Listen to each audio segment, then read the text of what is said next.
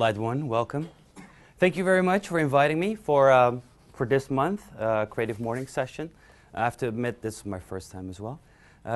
Shame on me. But I heard about it and I was asked to join today. So I'm really delighted. I mean, never thought of speaking in Pakhuis de Zwijger. So I'm very thrilled to start off with. Before I'm going to tell you a bit more about what Itinerary is, probably you read already online, I'd just like to give you a bit of background information on me as a person, as Robin. I have a background in advertising and in fashion. And after years of working there, I noticed that I caught myself just selling more cans and more pieces of denim. So I thought, all right, this should change because, you know, I don't want to use my talent or skills just to, you know, sell more stuff. So I thought what it could be a more meaningful way and more relevant way to put my skills and talent in place. And being self-employed now for about 4 to 5 years, I use this term value-driven creativity, which is more or less of using creativity to make our surrounding more beautiful, more happy, more, sometimes more rich, but also a bit like a better, or, you know, better surrounding and better environment. So you connect creativity to certain ways of companies, such as sustainable denim brands or fashion brands made by street teens, or like Impact Hub Amsterdam, which is all about social entrepreneurship. And you try to use your creativity and help them even create more value in what they do and make more visible. But for me, creativity is more than just, you know, coming up with ideas. It's really about, it's not waiting for opportunities to happen, it's really trying to create opportunities yourself.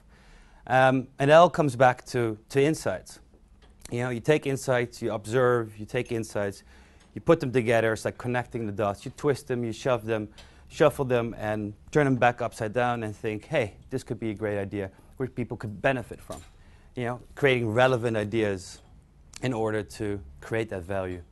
So that's more of the value-driven approach that I'm using in doing marketing, both strategically as creatively, which led as well to this idea today.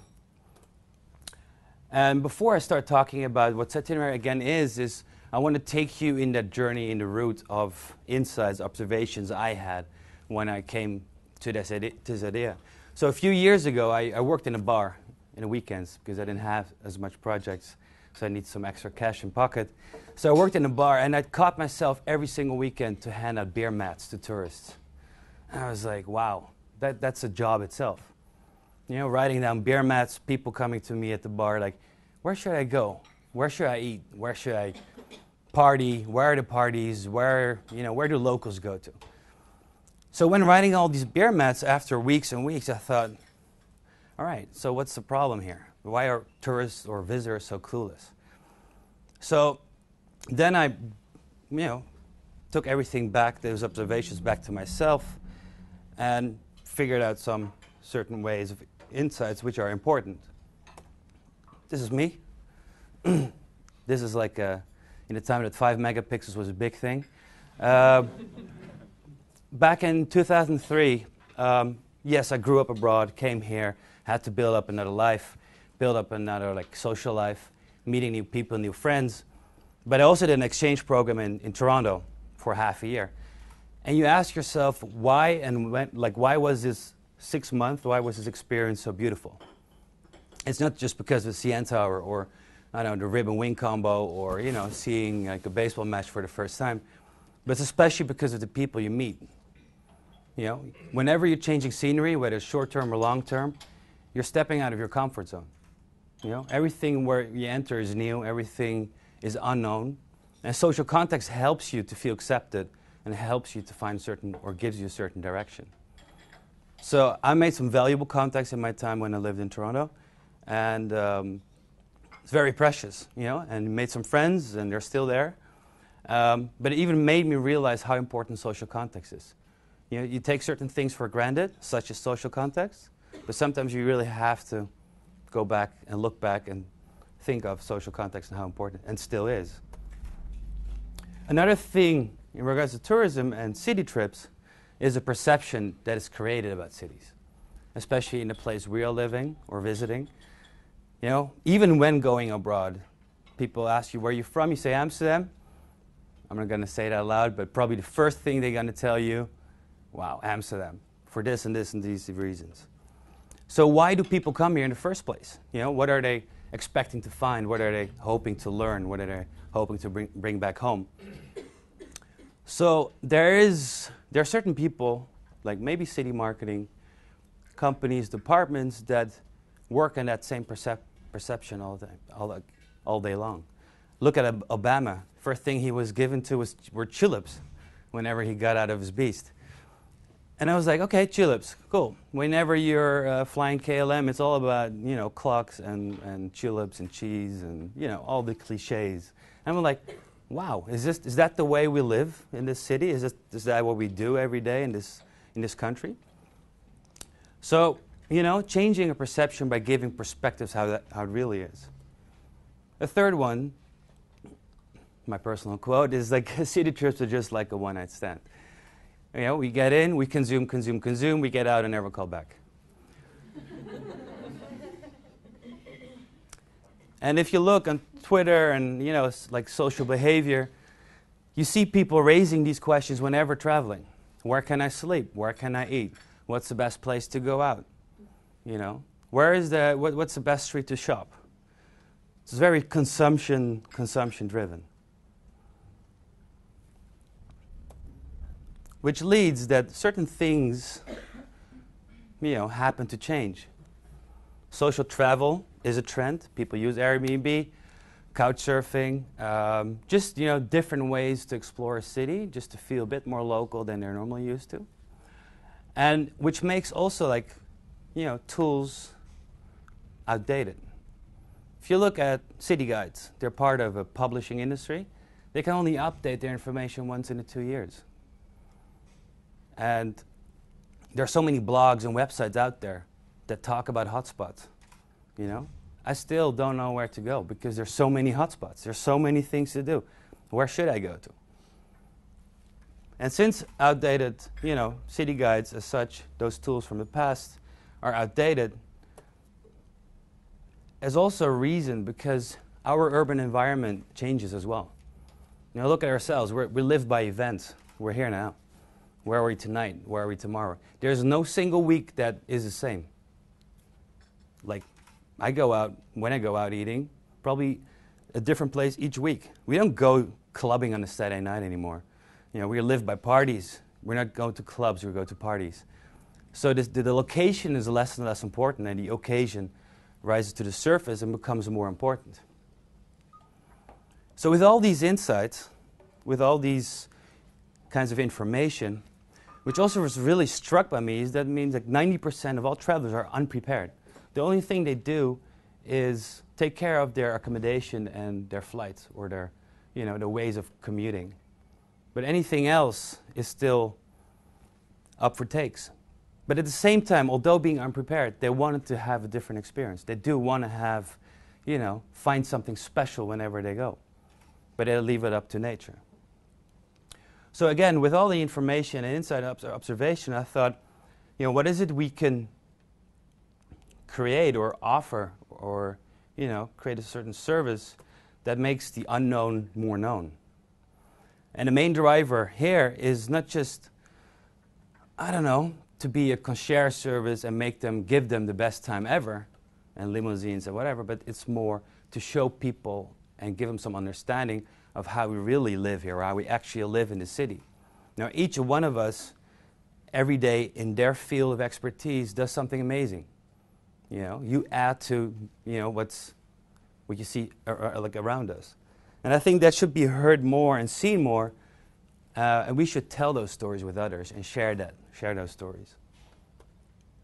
So that with itinerary. Itinerary as in the word being a travel plan or a travel scheme of options, and the C in front of it being city. Very complicated. And itinerary is a public cultural service that welcomes visitors to explore city life through local citizens. Thank you, Beth, for that picture. So what we do is, and then it's not about the platform or the medium or whatever, but in the entity itself, is that we want to provide a service that connects these travelers or these visitors to local citizens, just to create or exchange a way of culture and lifestyle, to give them a sense of understanding and an understanding of how a city works and how a city functions. And next to locals and meet and greets, we provide a lot of stories that are written and blogged about by our city correspondents, which we'll tell you a bit more about later. The red thread in whatever we do in itinerary is a city made by people, which is our payoff, and which really defines everything I said in those first 5 insights. And a city made by people is an online meets offline approach. You find us online, like, it's the best outreach to everyone in Stockholm, Oslo, Buenos Aires, or Dubai. To find us online and book or apply for a meet and greet through an online sign-up. We receive that sign-up, the application. We look at the people, we look at the profile, they look at their interests, their personal interests. What is it they wanted to find here or look after in Amsterdam? And upon that profile, we match them to the most suitable and available local out there. We have around 15 locals who do this voluntarily. They don't get paid to be our local or have a meet and greet with a visitor. They're all locals that are travel, international, creative. We have a suite on board. We have people working at the Van Gogh Museum. We have a photographer, we have a filmmaker, we have a designer, we have somebody who's running his own company. One is a teacher, and the other one working PR. And all these provide, a lot of certain different ways we can match travelers with each other, with the locals. But the main reason why they are a local is their enthusiasm. They're being, a city enthusiast.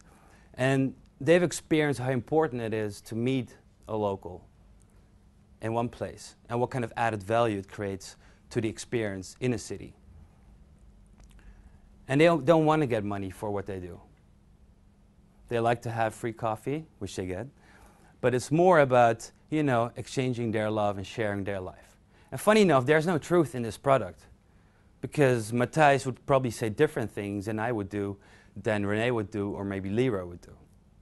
But it's just giving a perspective of how it is, how he or she lives versus what's being created somewhere else. So matching like-minded. Matching like-minded helps to talk and drive a conversation.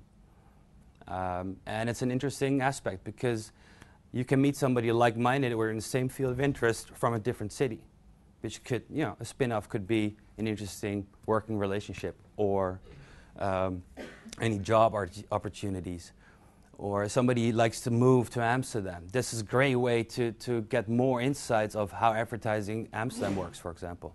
Bless you. So how the meet and greet looks like, it's really simple. It's actually what you normally every day do as well. Just drinking a cup of coffee with somebody and having a dialogue. And also from a communication strategy point of view, it's beyond the one-way communication, one-way direction. It's proper interaction, it's proper dialogue. And that moment you have the proper dialogue, you really understand and you really are taken by that information. It's a cup of coffee. You get a local box, which is just a little gimmick with a map. And the map becomes a talking piece, which has nothing in there, just like a sticker piece, and we just map the city. We customize the map for you, with you, about, you really customize on your interest that you want to look after.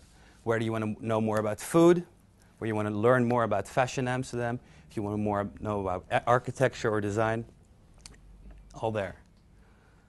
But the conversation is the most important one. It's more about how we live and to show how the city functions. So we had this lady from Düsseldorf, and unfortunately she met us a day too late because a day earlier her bike was stolen because she didn't lock it.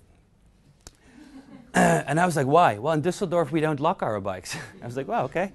You know, those things happen.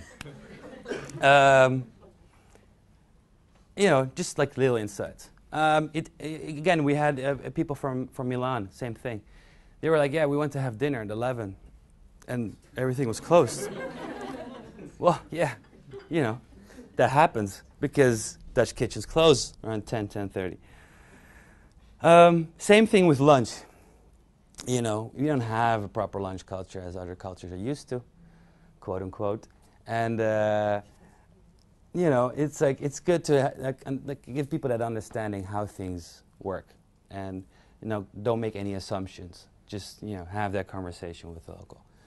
Same thing with Moscow assumptions. She thought really we could organize everything for her, from a boat to a limousine, everything. So like local Renee had this great meet and greet with somebody from Moscow, which lasted an hour or two. And then they were done. She was like, so what's next? What are we going to do now?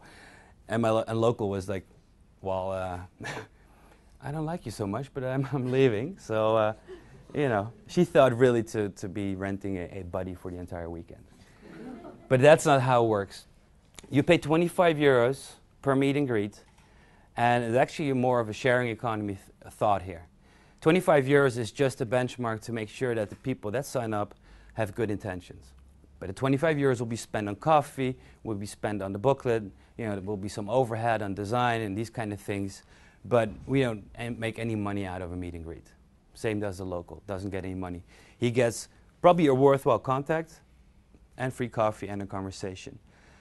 We facilitate an hour up to 2 hours maximum. After that, it's up to nature, whether there's a click and something continues. No centenary babies, it's not a dating site. But our most important objective here is to create memorable visits. And make contacts that last, hoping they would return and meet us again. We had people from all outskirts of the world, from Sydney to throughout Alaska, from Dubai, Turin, Milan, Düsseldorf, Berlin, Munich, Stockholm, well, London, everything you name it. And we asked them to somehow endorse us, but really honestly to share their story with us. And some do. These ones are the most recent from Vienna. They even rented a houseboat to have the local experience. It doesn't look that comfortable. So what we aimed for is to have, we don't want to have the mass approach. Our aim is maybe 20, in future, have 40, 50 locals for Amsterdam, per city. And everyone doing this twice a month as a community service, which leads up to, say, 80 meet and greets a month, maximum. I mean, a hotel has 100 rooms. If it's full, it's full. It's booked. And our aim is just to create stories. And stories travel, and we hope to, change that perception. We're not here to, have hundreds and hundreds and thousands of people, because then the quality of a conversation or a contact will elude. Next to meet and greets with visitors, we're hosting a journal, which is on the website as well. It's, as we started back in 2012, end of 2012, we added a journal last year, mid-year, because we thought it needs more content. It's also a marketing approach to be more content-driven, to pull people towards us so we know what it is. But actually the journal got more and more important along the way, because it's about knowledge, and that's all the epicenter of this concept is knowledge. It's what we call observe, capture, show, and share. Those are like 4 pillars we're built upon. And we have city correspondents. There are some locals that do both. They do and the meet and greets and write.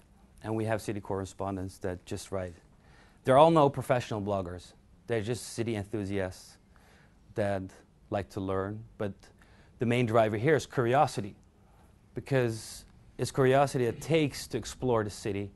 You know, somebody who doesn't bike like this, but always has his head up and looking around of what's new and what's out there.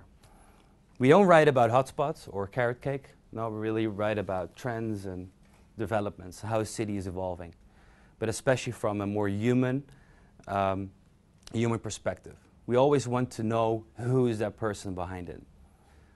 So we had a local heroes post last Friday, which is about Creative Mornings, and we had a great interview with Lauren to give a bit more perspective on the people behind it that drive the city, that make this city, and really come up with great ideas that people should hear about.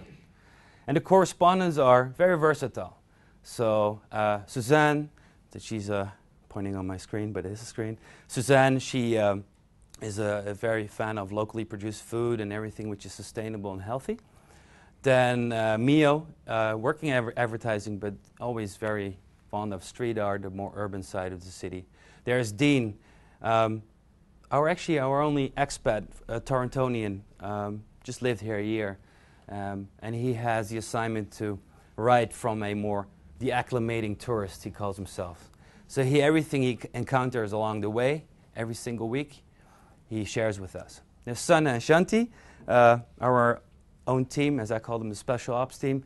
But Sana works in advertising, Shanti is a doctor, very enthusiastic about a lot of things, same as photography and urban planning.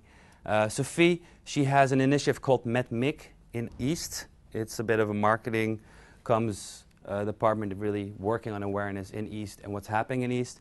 She mainly focuses on what's happening in East. And that's me, and I'm like all over the place.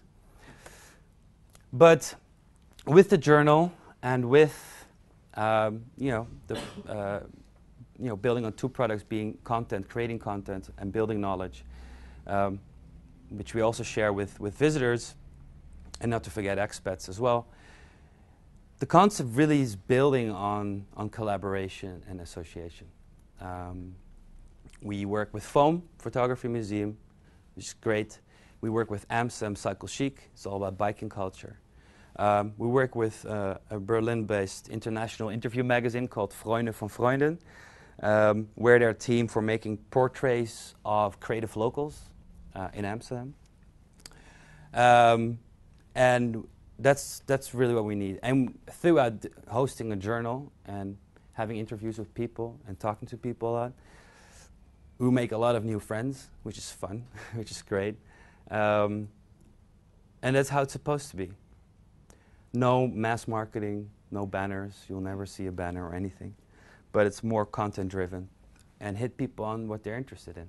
And then think, okay, if this is a knowledge platform, and then whenever I go to visit Amsterdam, then they're the people that know their chips. So that's what we are, from a content point of view, really trying to achieve. On the travel side, we work with various hotels, bed and breakfasts, and apartment rentals. Because, again, it's the most important thing is how do we reach our travelers? How do we reach people in Stockholm? How do we reach people in Madrid? 90% are unprepared, and where it leaves us somewhere, lost in such a way that we need to work on collaboration. The tourists, visitors are at hotels, are at bed and breakfast, are at apartments, so that's where we should be. We like to be prior to their trip, not during their trip. What we like to achieve is you book your accommodation, you book your flight, or the other way around, and we want to be third. So meet us whenever you arrive here and have a coffee with us. So what's next is create more value so people know more about us. From a content point of view, the most important thing is to exchange that information. So we are taking the bold move to go to different cities. So our aim is to be in 5 cities by the end of this year. And Why is that? Because we want to build a network, an offline social network. People ask me, an offline social network. Yeah, it's really going back to basics. Probably you already have your own offline social network in different cities. But we really want to build groups of locals and city correspondents in different cities. So by the end of April, we already have 3 different cities adding to the list. I'm not going to spoil the surprise yet. So, but end of April, so it's like in a month's time, we'll have locals in 3 other cities and writers who will tell about their city. And it's a bottom-up marketing approach. We let locals map their own city. You know, no municipalities or governmental institutions. Let locals do the work, like the talking, and let them explain how they live and how beautiful their city is. So coming back, it's a city made by people. The train is speeding up, and I also want to make misuse of the situation that anyone that feels like this is something their heart makes ticks like even faster, hop on that train, because probably you all have very interesting connections around the world.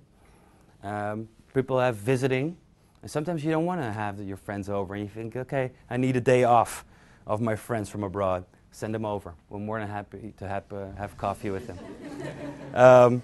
And secondly, for everyone who's looking for a new challenge, always open for, business partners, people that want to do with this. I mean, I always say we, because I have locals and city correspondents, and we're one big team.